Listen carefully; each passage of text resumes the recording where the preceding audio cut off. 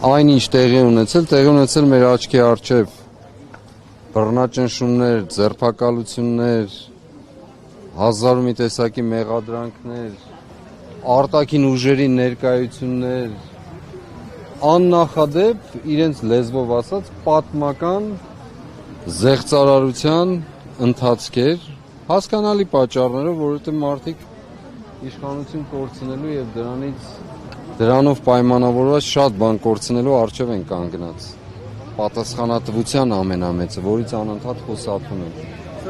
Իսկ ավարտեմ։ Շնորհակալություն, նախ բարև ձեզ, լավ եք։ Լավ բարձր ձայն ունեք։ Ապրեք։ Կամ էլ իմ ձայնն է նվազել։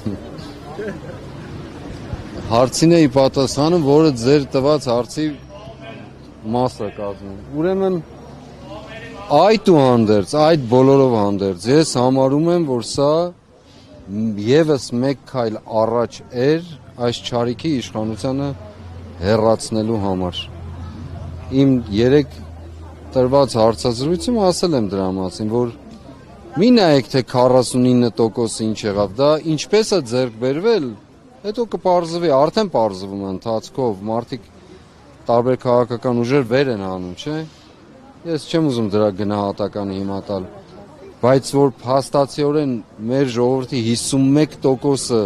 մերժել է այս մարդկանց, մերժել է իրենց տարբեր ծրագրեր, սա փաստ է։